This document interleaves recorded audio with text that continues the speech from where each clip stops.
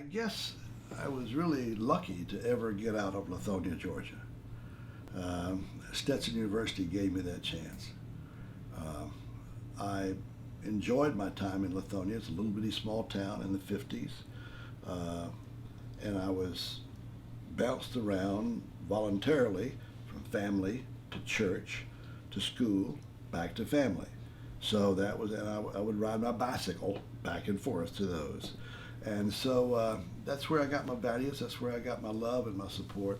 My father was a traveling salesman. My mother worked as a secretary in Atlanta. And that's where I grew up.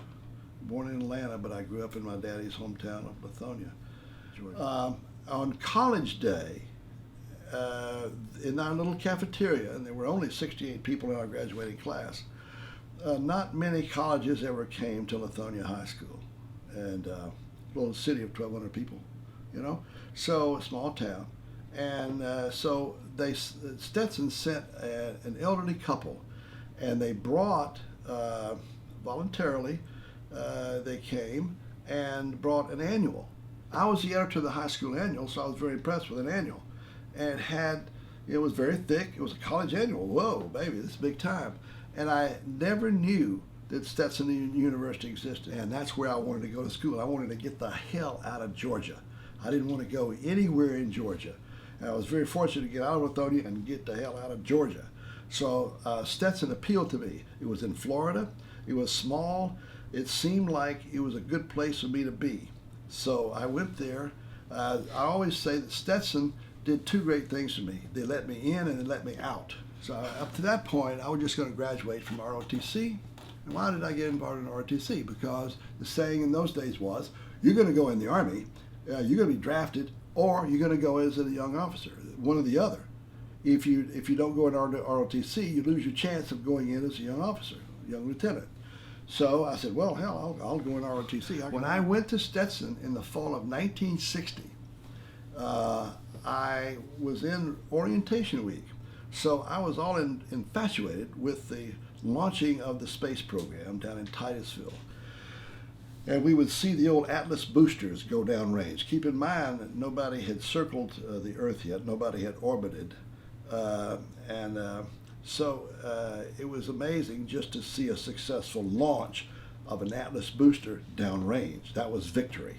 You know, the Russians already had Sputnik up there rolling around, but America had hardly gotten off the ground. But I was all infatuated with that. But so I thought my major should be physics. That lasted 3 days.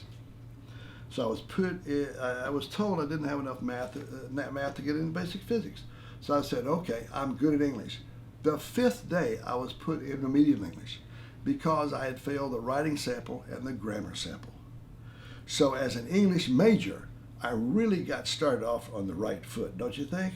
I mean, I failed the writing sample, the grammar sample. But I wound up in remedial English, 5 8 o'clock classes in Elizabeth Hall. Came out of that class a hired killer for the English language. I mean, not just get by. I'm talking about a killer, and I still am.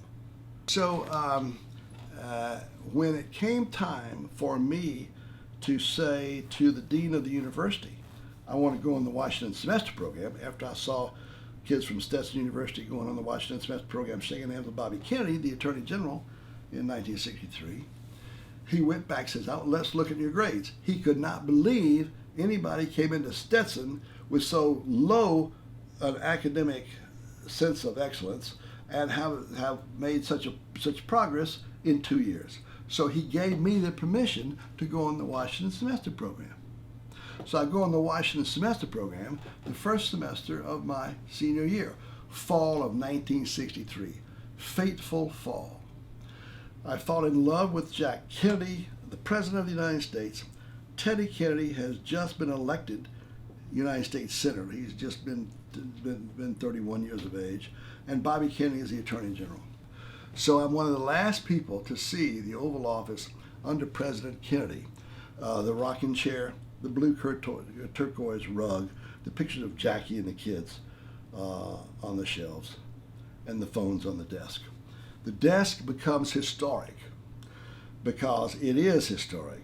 President Kennedy had it brought out of storage because it was given by Queen Victoria to President, I think, Buchanan, because it's made out of wood captured in the War of 1812, the British war with the British in the War of 1812. So Kennedy has that desk in it and had a little trap door down there where Life magazine used to take the pictures of little John playing, coming through the trap door. The desk is historic because after President Kennedy was assassinated, 72 hours later, November 22nd, 1963, and I'm still out at American University that day. President Kennedy's in Dallas. That desk was taken out and didn't go back in the Oval Office till Jimmy Carter came back in there, January 20th, 1977, and Jimmy Carter invites me in that day as his first appointment, and I come back in and there's the desk. Oh my God. So none of that would have happened had I not gone to Stetson and been on the Washington semester program. I finish up ROTC and I have a commitment, but I get a deferral to go to Emory University Graduate School in American History. I do that, then go on active duty October 18, 1965. 18 October 1965, that's when I go on active duty. It was that summer that I'm in Washington as a congressional intern that I'm sitting there at a restaurant watching President Lyndon Johnson on this black and white television say, today I've committed the 1st Air Cavalry Division to Vietnam, and da-da-da-da-da-da. In effect, that summer of July 1965, Lyndon Johnson makes the fateful decision to go in with a land force. And I knew that I, as a young lieutenant, I was headed to Vietnam. So, go on active duty at Fort Gordon, 18 October 1965. 8 weeks there, then up to Fort Monmouth, New Jersey. At that point, I'm thinking it's time to volunteer for Vietnam. This thing is, we're going to war, and I need to be a part of it. I need to be part of the war of my generation. Spring 1967, I'm headed out of Fort Monmouth. I'm headed to Vietnam. That's the very moment when the North Vietnamese planned the Tet Offensive, which would break the back of the United States will in Vietnam. It is also the very time that McNamara says, April 1967, that he knew the war was unwinnable. Just never told me. So here I go, young tiger, to Vietnam as a young lieutenant, at the very time my Secretary of Defense thinks the war is unwinnable, and the very time that Hanoi decides to crank it up, right? So, I'm promoted to captain 1 February 1968, the very moment of the Tet Offensive. I am on leave in Kuala Lumpur, Malaysia, and it's Chinese New Year. So I see the firecrackers going off and all that kind of stuff at the very time that all hell is breaking loose in Vietnam. So the next day, February 2nd, I read in the paper about this massive enemy offensive in Vietnam. I said, I got to cut my leave short. So I'm on the plane back to Vietnam, and it has totally changed. All hell has broken loose. The 1st Air Cavalry Division is up now in I Corps, trying to work with the Marine Corps. Ultimately, we get tapped to go out and break the siege of Quezon Son. That's where I get wounded, April 8, 1968. That changed my life to a certain extent because since then I've been fighting to recover. For the last almost 50 years, I've been fighting to recover from that very incident. The incident was where I got off a helicopter, unloading a radio relay team. I was a young signal officer, and unbeknownst to me, one of the men had dropped a live grenade. Apparently, he was brand new to country and had loosened the pins on his grenades, so he was a walking time bomb, really. And I thought it was mine, maybe, you know. I got off the same helicopter, reached out to get it, but it blew up. Blew my right arm off instantly, my right leg off instantly. My left leg was so badly mangled it was amputated within the hour. I'm lucky to be hauled off in a medevac, and within an hour in surgery where they saved my life, and then wind up missing 3 limbs for the rest of my life. So, and now I find out I have a little bit of traumatic brain injury. I guess that's the reason I went into politics. So, at least my life was saved. So then I medevaced out of Vietnam to Japan, then to Walter Reed, and then ultimately to the VA. I mean, it's just the most god-awful thing you can imagine. I come back to Georgia, and I say, to myself, no hope, no girlfriend, no money, no job, no future. Now is a great time to run for the state senate. So I did, with no hope, no organization, and no money. But I had come back and gotten a lot of press coverage, right? So I had, quote, name ID. Plus, the people in Lithonia stood by me.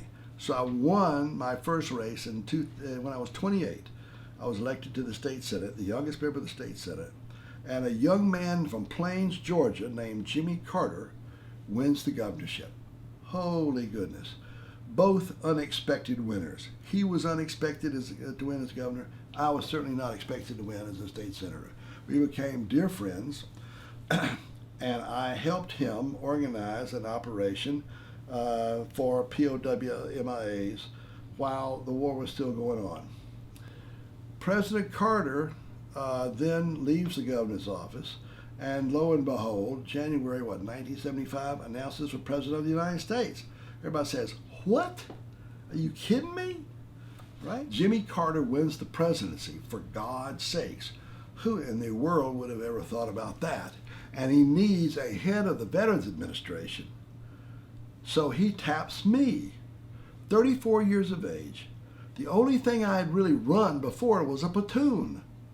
And here is one of the largest agencies in the entire federal government. So at 34, President Carter taps me as head of the VA. Unbelievable. Still, the greatest honor I've ever had, the greatest opportunity for public service I've ever had. And we put together the concept of PTSD, post-traumatic stress disorder.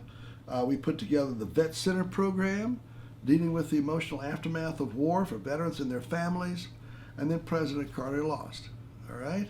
I come home, no job, no future, no girlfriend, and therefore a great time to what? Run for Secretary of State. So I run for 2 years for Secretary of State and win.